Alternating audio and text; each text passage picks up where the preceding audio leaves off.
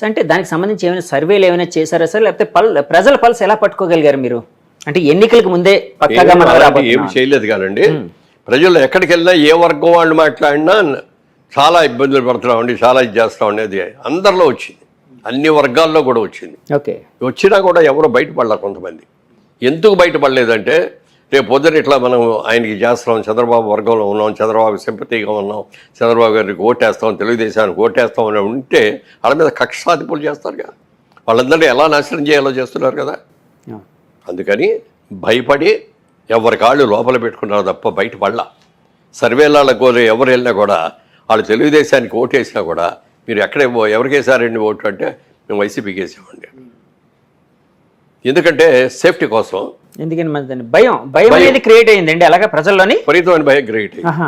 ఆ క్రియేట్ అయిన వీటన్నిటితోటి లోపలే పెట్టుకున్నారు. మేము కూడా డెఫినెట్గా అధికారంలోకి వస్తాం అనుకున్నాం, కానీ ఇంత అద్భుతమైన మెజార్టీ తెలుగుదేశం పార్టీ పెట్టిన తర్వాత ఇంత పెద్ద మెజార్టీతో ఎప్పుడు రాలా. మహానుభావుడు ఎన్టీ రామారావు గారిదే ఆ రోజులు గొప్పగా చెప్పుకున్నాం. ఎందుకనంటే సినిమా ఇండస్ట్రీ నుంచి ఆయన తెలుగుదేశం పార్టీ పెట్టి ఆ రోజులో ఉన్న రాజకీయాలు నాయకులకి వ్యతిరేకంగా తిరిగి ఆయన కేవలం పార్టీ పెట్టిన 9 నెలల్లో అధికారంలోకి రాగలిగాడు. ప్రపంచంలో ఏ పార్టీ ప్రపంచంలో ఏ పార్టీ కూడా పెట్టి 9 నెలల్లో అధికార పార్టీని ఓడించి పూర్తిగా అధికారంలోకి వచ్చినాడు. One of the only person is NTR గారు. అలాంటి ఎన్టీఆర్ గారు సాధించినటువంటి విజయాల కంటే కూడా ఇప్పుడు వచ్చిన విజయం చాలా చాలా పెద్దది. సార్, తెలుగుదేశం పార్టీని ఏ ముహూర్తంలో పెట్టారు సార్ ఎన్టీఆర్ గారు? ఆయన అన్ని ముహూర్తాలు ఇవన్నీ చాలా బాగా చూస్తారు, ఆయనే పెడతారు. ఎందుకంటే ఒక పార్టీ 40 ఏళ్ళగా సస్టైన్ అవుతూ జనాల గుండెల్లో ఉండడం, జనానికి దగ్గరగా ఉండడం చాలా గ్రేట్ కదండి. అవును, చాలాసార్లు అయిపోయింది తెలుగుదేశం పని అనేవారు. తెలుగుదేశం అని చెప్పిన వాళ్ళందరూ కూడా గుండెల్లో పెట్టుకున్నారు పార్టీని.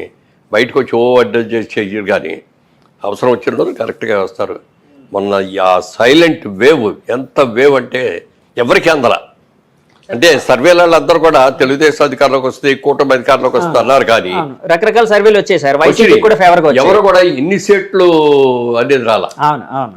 మరి పైగానేమో జగన్మోహన్ రెడ్డి గారు ఎన్ని సీట్లు వస్తాయని మీలాంటి వాళ్ళు వచ్చి అడిగితే చాలా వస్తాయి. 157 అన్నారు సార్. 157 మాకు వస్తాయని. వైనాట్ 175, 175 వస్తాయి మాకే, మేము తప్ప ఎవరు గెలవరు అని చెప్పారు. ఎప్పుడు కూడా ఎవరైనా సరే అణుకుగా ఉండాలి. మనకు అవకాశం వచ్చింది, ఆ అవకాశం వచ్చిన దాన్ని సద్వినియోగం చేసుకోవాలి. అర్ధంతరంగా ఏదో అంటారే, నరం మీద కురుపులు ఇచ్చినాడును, అర్ధంతరంగా డబ్బులు వచ్చినాడు తలకాయ ఎగరేస్తాడంట. అదే జరిగింది అక్కడ. మొట్టమొదట నీకు ఎప్పుడైతే నువ్వు బెస్ట్ సీఎంగా 6 నెలల్లో వస్తానన్నావో, 30 సంవత్సరాల పాటు నేనే పరిపాలిస్తానని చెప్పావో, దానికి తగ్గట్టుగా నీ పరిపాలన ఉండాలి కదా, ప్రజలు మెచ్చుకోవాలి కదా, ప్రజలకి అన్ని సదుపాయాలు చేయాలి కదా. నువ్వు ఏది చేయకుండా నేను 30 ఏళ్ళు పరిపాలిస్తానంటే ప్రజలేం పిచ్చాళ్ళ. ప్రజల్లో చైతన్యం వచ్చేది కాబట్టే ప్రజా చైతన్యం మేము ఎవ్వరూ కూడా ఊహించాల. తర్వాత నేను ఒక్కనేగా జైల్లో ఉంది, చంద్రబాబు నాయుడు కూడా జైల్లో ఉన్నాడని అనిపించుకోవటం కోసం ఆయన అర్ధరాత్రి ఎక్కడో దీంట్లో ఉంటే అక్కడికి వెళ్ళి లేపి కార్లు తీసుకొచ్చి ఎక్కడ తీసుకెళ్లాలో కూడా తెలియకుండా 24 గంటల కార్లు తిప్పి చివరికి పోలీస్ స్టేషన్లో అప్పచెప్పారు. సార్, ఇక్కడ జైల్లోకి వెళ్ళిన తర్వాత ఏ విధమైన ఫెసిలిటీ, ఒక మాజీ ముఖ్యమంత్రి 14 సంవత్సరాలు ముఖ్యమంత్రిగా చేసిన ఒక వ్యక్తిని జైల్లో పెడితే దానికి కొన్ని ఫెసిలిటీస్ ఉంటాయి వాళ్ళకి, అవి ఏమీ లేవు. ఫ్యాన్ కూడా లేదు, దోమలు అసలు ఏమి పడుకోవడానికి. హైకోర్టుకి వెళ్ళి తెచ్చుకున్నారు కదా సార్? తెచ్చుకున్నారు, ఆయన వేయలేదు కదా హైకోర్టు. హైకోర్టు వాళ్ళ డైరెక్షన్ లోనే అక్కడ మిగతా వచ్చాయి. ప్రజలు వెళ్ళి అడిగితే దానికి హైకోర్టు నుంచి వచ్చిన తర్వాత అప్పుడు ఫ్యాన్లు అవి పెట్టి కూర్చోడానికి ఒక కుర్చీ, భోజనం చేయాలంటే అక్కడ కూర్చొని తినడానికి వచ్చిన టేబుల్, ఇలాంటివన్నీ చేశారు. నేను అప్పుడు ఆ రోజున ఏమనుకున్నాను తెలుసండి, ఆయన అరెస్ట్ చేసిన రోజున చాలా మంచి పని చేశాడు జగన్మోహన్ రెడ్డి, చంద్రబాబు నాయుడు గారిని అరెస్ట్ చేయడం. అందరూ కూడా దీన్ని బెయిల్ తీసుకొని బయటికి రావాలి ఓ తాపత్రయపడతా అంటే నేను మనస్ఫూర్తిగా కోరుకుంది ఏంటో తెలుసా, కనీసం 2 నెలల్లో 3 నెలల్లో ఆయన జైల్లో ఉంటే మంచిది. సింపతి, ఎంత సింపతి పెరిగిందండి. ఇన్ని సంవత్సరాలు పరిచయం ఉద్యోగం చేసినా కూడా ఈ రోజుకైనా ఎవరైనా ఒక్కళ్ళు చంద్రబాబు నాయుడు ఈ తప్పు చేశాడు అనే ఒక బ్లాక్ మార్క్ ఒక్కటి చెప్పండి ఇన్నేళ్లలో. కానీ వాళ్ళు ఆరోపిస్తూ ఉంటారు కదా సార్, ఆరోపిస్తారు. చంద్రబాబు గారు కోర్టుకు వెళ్ళి స్టేలు తెచ్చుకుంటూ ఉంటారు, తన అవినీతి కేసుల మీద రకరకాల కేసుల్లో ఉన్నారు ఇలాగని ఆరోపిస్తూ ఉంటారు. అంటే వైఎస్ గారి జమాన్ నుంచి అది నడుస్తుంది, కాంగ్రెస్ జమాన్ నుంచి నడుస్తుంది. సో అందులో ఏమైనా నిజం ఉందా సార్? ఏమీ లేదు. అవి ఉంటే ఇన్నాళ్ళు బయట పడకుండా అట్లా ఉంటాయి. ఎవరైనా ఏదైనా దాయాలంటే 10 రోజులు దాస్తావు, 10 నెలలు దాస్తావు, 10 ఏళ్ళు దాస్తావు. కానీ ఇన్నేళ్ళు దాచలేదు కదా, ఎవరు దాచలేరు. ఓకే. అది అయిన తర్వాత విపరీతమైన సింపతి వచ్చేసింది జనంలో. చాలా మంది అనలిస్టులు ఒక మాట అన్నారు సార్, నేషనల్ అనలిస్టులు, ఈ ఎలక్షన్ మెయిన్ ఫ్యాక్టర్ ఏంటంటే చంద్రబాబు గారు జైలు ఉదంతం మెయిన్ ఫ్యాక్టర్గా ఎలక్షన్ డిసైడ్ చేయబోతుందని కూడా అన్నారండి. నిజమే కదా సార్? అది నిజమని భావిస్తారు? అదే కాదు, దానికంటే ఇంకా పెద్ద నిజం ఒకటి. ఏంటి సార్? కొంతమంది ఎమ్మెల్యేలు, పేర్లు చెప్పను, కొంతమంది ఎమ్మెల్యేలు చంద్రబాబు నాయుడు గారి గురించి, చంద్రబాబు నాయుడు గారి కుటుంబం గురించి, చంద్రబాబు నాయుడు గారి పిల్లల గురించి ఎంత చండాలమైన మాటలు మాట్లాడారో చెప్పడానికి లేదు. నీతికి నిజాయితీకి పెద్ద పేరైన ఎన్టీఆర్ గారి కుమార్తె ఆవిడ మీద కూడా ఇది పెట్టారు. అవన్నీ పెట్టిన రోజు చంద్రబాబు నాయుడు గారు కళ్ళెమ్మ నీళ్లు పెట్టుకొని ఇచ్చాడు. రాజకీయ నాయకుడిగా నన్ను విమర్శించాలని నేను లెక్క చేయను, నా కుటుంబాన్ని, నా భార్యని, నా పిల్లల్ని కూడా అవమానించారని చెప్పి కళ్ళెమ్మ నీళ్లు పెట్టుకొని మళ్ళీ నేను ముఖ్యమంత్రిగా వచ్చాను, ఇక్కడ అడుగు పెడతాను లేకపోతే పెట్టని చెప్పి వెళ్ళాడు. సార్ బాబు గారితో ఇంత క్లోజ్గా మీరు చాలా ఒక 40 ఏళ్ళు అనుబంధం కదండి, ఎప్పుడైనా ఆయన ఇలాగ కన్నీళ్లు పెట్టుకున్న సంఘటన కానీ ఇంటర్నల్ గా బాధపడిన సంఘటన కానీ ఎప్పుడు చూడలేదండి. ఎప్పుడు ఆయన కన్నీళ్ళు పెట్టుకోండి, చాలా గుమ్మనంగా ఉండేవాడు. మనసులో ఏదైనా బాధ కలిగినా కూడా ఆయన లోపల పెట్టుకునేవాడు, మన దగ్గర నవ్వుతూనే మాట్లాడేవాడు తప్ప ఏ రోజున నాకు ఇది పరిస్థితి వచ్చింది ఏంటని కానీ ఇంకోటి కానీ ఓకే, ప్రజా నిర్ణయాన్ని మనం గౌరవించాలి, ప్రజలు ఓటేశారు, గౌరవిద్దాం, అలాగే బెస్ట్ ఆఫ్ లక్ చెప్పేవాడు. కానీ మొన్న జగన్మోహన్ రెడ్డి గారు చేసింది ఏంటంటే, ఓడిపోయిందని తెలిసిన తర్వాత మీ బట్టి ప్రెస్ వాళ్ళందరూ వెళ్ళి అడిగితే నేను ఇన్ని పనులు చేశాను, అన్ని పనులు చేశాను, నేను ఇంతమందికి డబ్బులు ఇచ్చాను, వాళ్ళందరూ ఏమైపోయారు, వాళ్ళ ఓట్లన్నీ ఏమైపోయినాయి. ఎప్పుడు కూడా ఒక నాయకుడు ఎవరన్నా ఓడిపోయినప్పుడు ఒకళ్ళిద్దరు అన్నారు అనుకో, అందులో కూడా కొంతమంది అన్నారు, కానీ ఈయన మాత్రం నేను ఇన్ని రకాలుగా డెవలప్ చేశాను, నేనేం చేసిన తప్పు, నన్ను ఎందుకు ఓడించారు అన్నాడే. కానీ ఎప్పుడు కూడా ఎందుకంటే బెస్ట్ ఆఫ్ లక్ అండి, ప్రజా నిర్ణయాన్ని మేము శిరసావహిస్తున్నాం అని కొత్త గవర్నమెంట్కి బెస్ట్ ఆఫ్ లక్ చెప్తున్నాం.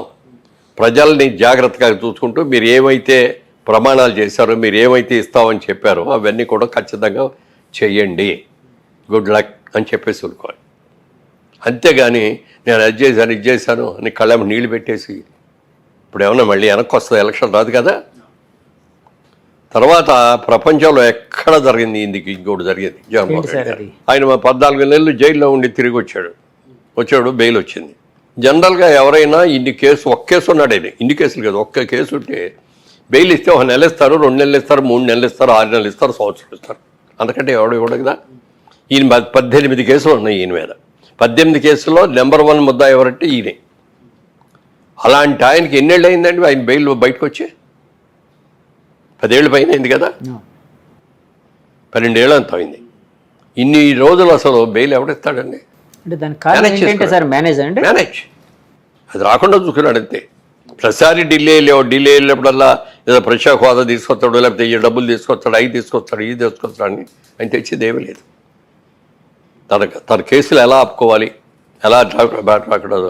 ఈ 5 ఏళ్ళలో జగన్మోహన్ రెడ్డి గారు ఎప్పుడు ఢిల్లీ వెళ్ళినా తన కేసులు పని మీద సొంత పని మీద వెళ్ళారు తప్ప.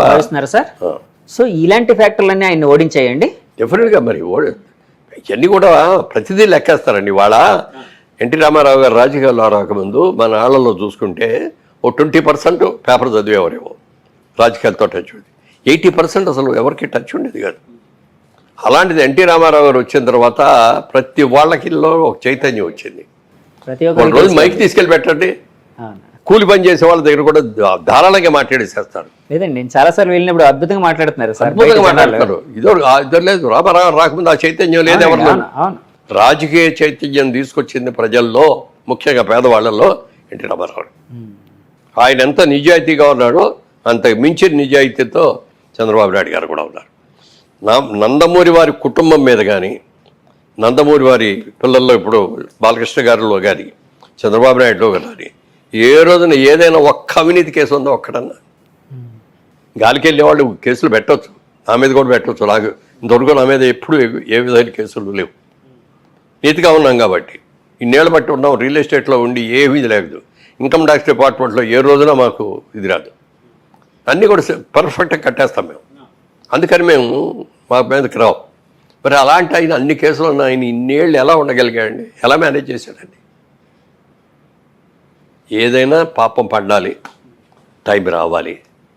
ఇవాళ ప్రజలందరూ కూడా అది గుర్తించి అది తెలుసుకొని చేసిన తప్పులు తీసుకొని మనం యునానిమస్గా వెయ్యాలన్నారు. ఎలక్షన్ అయిన తర్వాత కూడా ఎవరు ఇంత మెజారిటీ వస్తాయని ఎవరూ ఊహించలేదు సార్. బాబు గారు ఏమైనా ఊహించారా సార్ ఇలాంటి మెజారిటీ? బయటపడ్డా ఆయన ఎప్పుడు అంటే మీతో, అంటే మీ నాయకులు మీతో కానీ గెలుస్తాం మనం అన్నారే తప్ప మనకి ఇంత మెజారిటీస్ వస్తాయి, ఇన్ని సీట్లు వస్తాయి అనేది ఎవ్వరూ అలా చెప్పిన ఏకైక వ్యక్తి కేకే. కేకే సర్వీస్. అవును, కిరణ్ ఎంత బాగా మరి ఇద్దరు తెలియదు కానండి, అతను కూడా కలుసుకోవాలని అనుకున్నాను. ఎంత బాగా చెప్పాడండి. లాస్ట్ టైం ఓడిపోయినప్పుడు జగన్మోహన్ రెడ్డి గెలిచినప్పుడు బాగానే ఇట్లాగే చెప్పాడు. అవునండి, ఆయనకి ఎన్ని సీట్లు వస్తాయి మేమే అనుకుంటాం. చంద్రబాబు నాయుడు గారికి రాకుండా ఎవరు ఇస్తారు? 20 వస్తాయి. మీరు బోల్డన్ చేసామని చెప్పి ఈయన చంద్రబాబు నాయుడు గారు కూడా ఆ రోజులు అన్నారు, మనం పసుపు కుంకుమ ఇచ్చాం బోళ్ళ మందికి, ఎలక్షన్ ముందు 10,000 చెప్పి ఇచ్చాము, మహిళా ఓట్లన్నీ మనకు వచ్చేస్తాయన్నారు. కానీ ప్రజలు ఏమన్నారు తెలుసండి, ఆయన 10,000 ఇస్తే ఆయన సొంత డబ్బులు ఇచ్చాడా? గవర్నమెంట్ డబ్బులే కదా మాకు ఇచ్చింది. ఆయన ఏదైనా సొంత డబ్బులు ఇస్తే అప్పుడు ఆలోచిస్తాం దాని గురించి. ఎవరు సొంత డబ్బులు ఇస్తే వాళ్ళకి ఓటేస్తామన్నారు. ఇవాళ జగన్మోహన్ రెడ్డి గారు ఇచ్చింది ఆయన సొంత డబ్బులు ఇచ్చాడా? ఉంటే మీటర్ ఒక్కడమే కదా ఆయన చేసింది. మీటర్ ఒకటే రోజు దారిమటెళ్ళి రిక్షా వాడినో లేకపోతే కూలి పని చేసుకునే వాడిని పిలిచేవారు, బాబు ఇదిగో ఇక్కడ నొక్కు అంటే నొక్కుతాడు. కానీ నొక్కటానికి డబ్బు ఎలా సంపాదించాలి, ఇన్కమ్ ఎలా తీసుకురావాలి, ట్యాక్స్లు ఎలా పెరగాలి, మన వాళ్ళకి కావాల్సిన అవసరాలన్నీ ఎలా తీరాలి, ఇవన్నీ తెలుసుకొని చేసేవాడే నిజమైన ముఖ్యమంత్రి తప్ప, ముఖ్యమంత్రి అంటే ఏంటి? ఇన్ని లక్షల మంది, మరి కోట్ల మంది, ఇవాళ ఇన్ని కోట్ల మంది యొక్క సమస్యల్ని, కష్టాలని, సుఖాలని, పిల్లల భవిష్యత్తుని తీర్చిదిద్దవలసిన ఒక పవిత్రమైన బాధ్యత ఉన్న వ్యక్తి ముఖ్యమంత్రిగా ఉండాలి. అలా ఉన్నవాళ్ళే ఉంటారు లాంగ్ మీటింగ్. సార్ మొన్న మధ్య ఒక మాట అయితే వినిపించిందండి, చంద్రబాబు గారు ఇప్పుడు సూపర్ 6 అని పెట్టి, అంటే జగన్మోహన్ రెడ్డి గారు ఇచ్చే పథకాల కంటే ఇంకా అద్భుతమైన పథకాలు ఎక్కువ డబ్బు ఇస్తామని చెప్పి జనాలకి, అంటే మేము ఫలానా పథకాలు అందించబోతున్నాం. ఇప్పుడు పెన్షన్ అనుకోండి 4,000, ఇప్పుడు 3,000 ఎంత వస్తుంది వృద్ధులకి పెన్షన్, 4,000 ఇస్తామన్నారు బాబు గారు. ఏప్రిల్ మే నెల నుంచి ఇచ్చేస్తామన్నారు. సో ఇలా రకరకాల సూపర్ 6 అని పెట్టారు, చాలా ఎక్కువ వెల్ఫేర్ అనేది ప్రకటించారు. అప్పట్లో వైసీపీ నాయకులు ఒక మాట అనేవారండి, అంటే మేము జగన్మోహన్ రెడ్డి గారు ఇస్తూ ఉంటే చంద్రబాబు గారు ఈ ఆంధ్రప్రదేశ్ని ఒక శ్రీలంకలా చేస్తున్నారు, ఒక సోమాలియాలా చేస్తున్నారు అని చెప్పి విమర్శించేవారు బాబు గారు. అలాంటిది ఇప్పుడు ఆయన మాకంటే ఎక్కువ పథకాలు ఎలా ఇవ్వగలుగుతారు? అంటే ఆయన ఇప్పుడు ఇస్తే ఈ ఆంధ్రప్రదేశ్ శ్రీలంక అవదా, సోమాలియా కాదా, అంటే ఆర్థికంగా చితికిపోదా అని ఒక క్వశ్చన్ అడిగేవారండి. దానికి మీ సమాధానం ఏంటి? దాని సమాధానం, ఆయన ఇన్కమ్ ఎలా జనరేట్ చేయాలి అనేది ఆయనకి తెలిసినట్టుగా ఎవరికి తెలియదండి. మీరు చూస్తూ ఉండండి, 1 year తిరిగేటప్పుడు ఎన్ని కొత్త ఇన్స్టిట్యూషన్స్ వస్తాయి, కొత్త ఇండస్ట్రీస్ వస్తాయి. తర్వాత ఇంకోటి పెద్దది ఏంటంటే, ఇప్పుడు తెలంగాణ ఉందనుకోండి, హైదరాబాద్, సికింద్రాబాద్ ఉంది, వరంగల్ ఉంది, నిజామాబాద్ ఉంది, మంచి సిటీస్. ఏమంటే అదేవిధంగా చూసుకుంటే తమిళనాడులో చూసుకుంటే మెడ్రాస్ ఉంది, కోయంబత్తూరు ఉంది, సేలం ఉంది. కేరళ చూసుకుంటే ట్రివేంద్రం ఉంది, బ్రహ్మాండమైంది. మన కర్ణాటక పక్కన ఉన్న కర్ణాటక చూసుకుంటే వాళ్ళకి బెంగళూరు ఉంది, మైసూరు ఉంది. మనకి ఏముందండి ఆంధ్రప్రదేశ్కి? ఏముంది? ఒక సిటీ చెప్పండి, మీ నోటితో మీరు ఒక సిటీ చెప్పండి. హైదరాబాద్ మనకి ఆంధ్రప్రదేశ్లో ఏముంది? ప్రస్తుతానికి ఉన్న దాంట్లో అయితే విశాఖపట్నం ఒకటే అండి.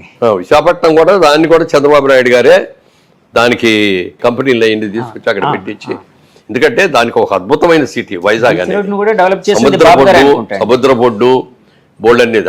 ఆయనకి దాని మీద ఎన్ని ప్లాన్స్ ఉన్నాయో చెప్పడానికి లేదు. ఈ party Visakhapatnam lot of pharma